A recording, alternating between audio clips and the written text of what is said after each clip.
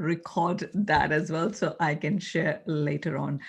So yes, welcome to the video with me, Sangeeta Dewan, a life coach and a Reiki healer. Today we are talking about overcoming stress with mindfulness. I mean, we can think about overcoming stress, but let's understand what is stress. It's our body's reaction of feeling um, when we feel threatened or when we feel under pressure. And yes, a little bit of stress can be good for us because it sometimes motivate us to achieve some goals, to do things better. If something we are lacking, we think, okay, we need to learn, we need to do something. So a little bit of stress is okay, normal, um, and once in a while. But right now, what situation is going with COVID, it's like we all are under immense pressure, stress constantly. It's just over coming up to 10 months since the first lockdown began. And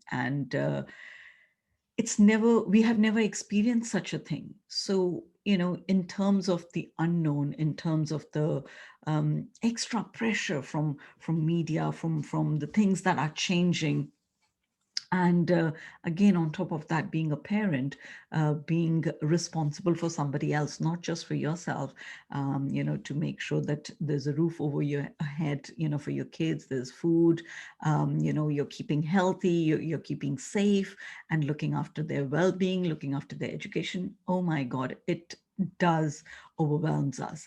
And as I said, little bit of stress we can cope with. But if you're going through constant pressure or constant stress, it can really, really straight away affect our mental well-being, our emotional well-being, and our physical health.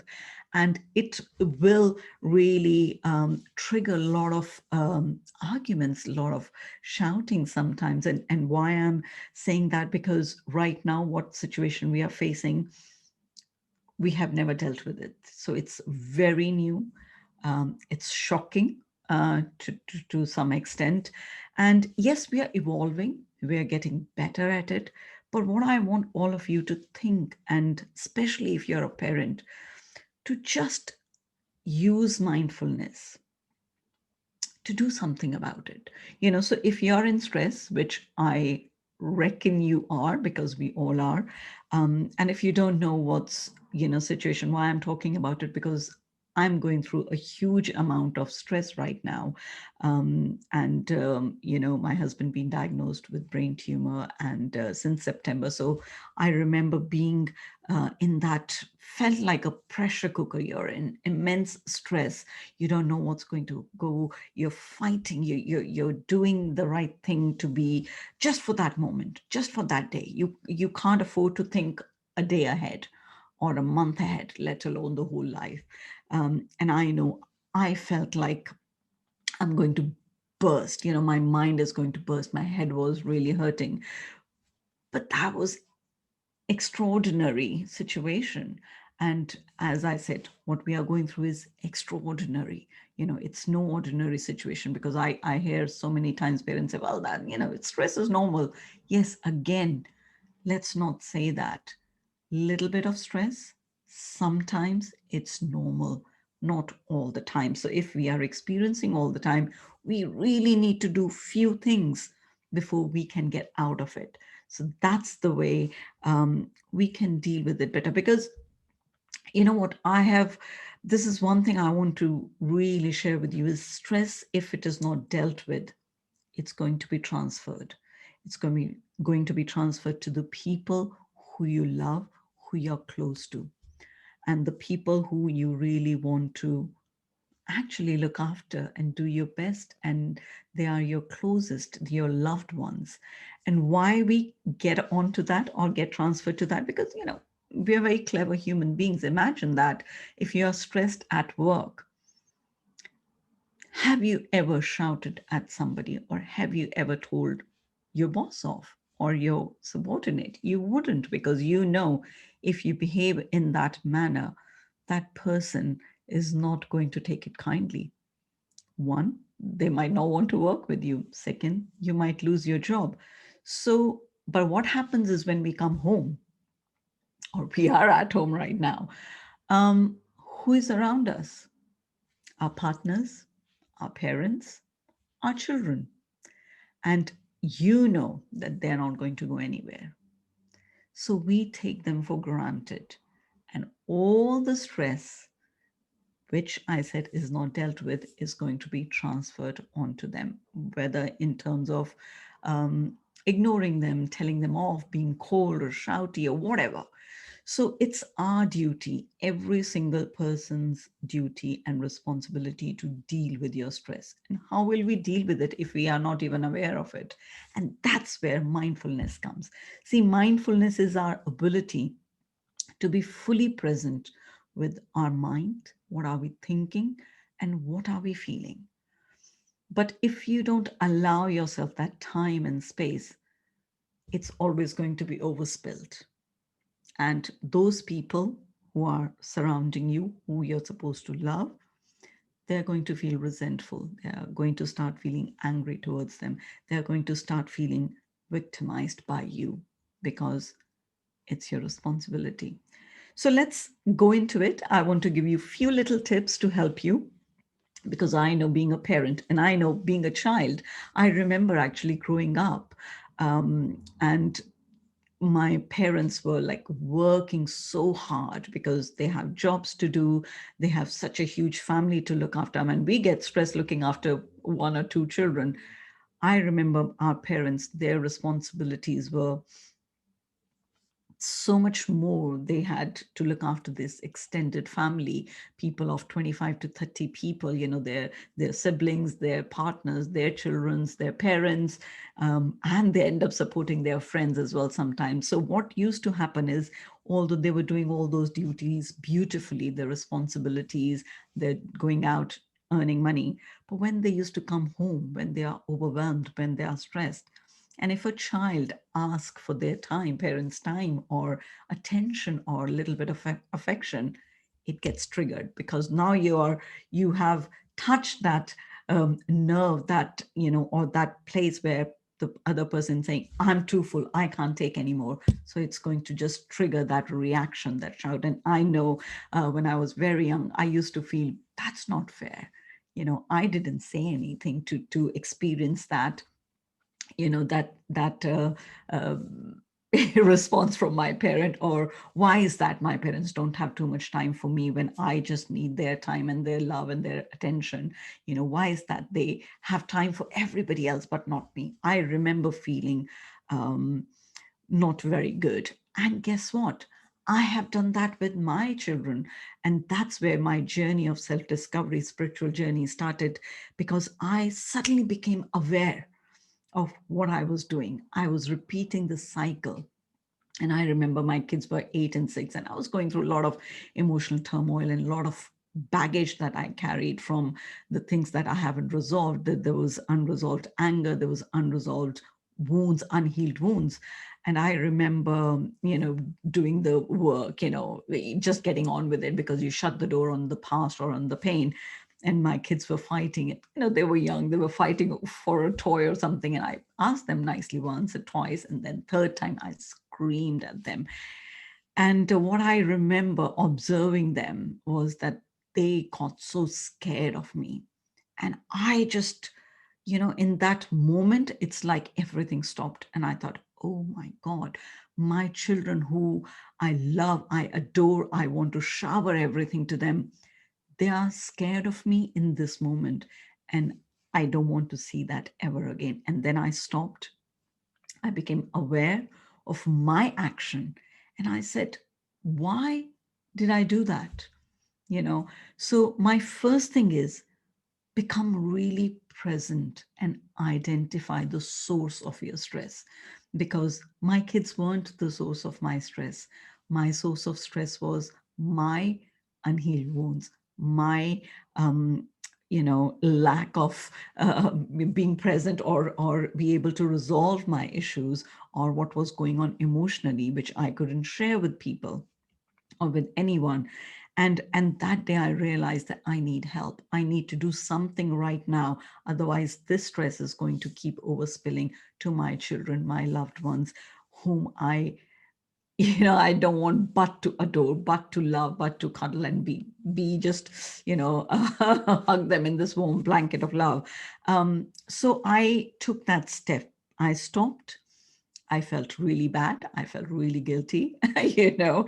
Um, but I identified my source. I said, I need to find that source. So I need to dig a little deeper because, first instance, yes, I felt bad. And I thought, well, you know what? My parents have done that. I'm sure all the parents do that, scream and shout at the kids all the time. And that's okay because we justify our behavior. Because if we take responsibility, we have to do something to change. And that's a lot of effort sometimes, but I tell you, it's worth it. It's really, really worth it. So, first thing with mindfulness, again, the ability to be really present with yourself and become really honest. Identify the source of your stress, of your struggle, and without judging, without saying, oh, I'm bad, I have done this, da, da, da. No, just stop and be fully present. So that's the first step. Second thing is, now we have identified it's okay to say sorry to your kids.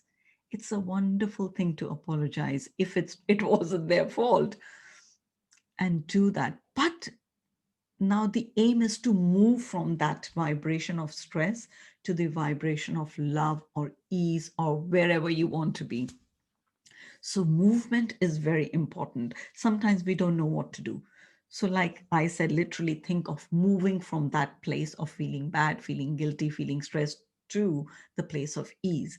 So, how do we move that? Literally just move. Go out for a walk, move your body, move your, really, really become present with your thinking, what kind of thinking patterns you go in when you're stressful. um, and that is really important because, and challenge your thoughts. They are not they are not helpful. Challenge your thinking, way of thinking. Challenge your beliefs, because if that belief is saying, well, I'm a parent and I'm allowed to do that, then you're not going to change because you have given yourself permission to be like that. Or I am a husband or I'm a wife and I can shout and I'm a man of the house, or I'm whosoever, or I'm the boss, kind of thing, if you take it at work.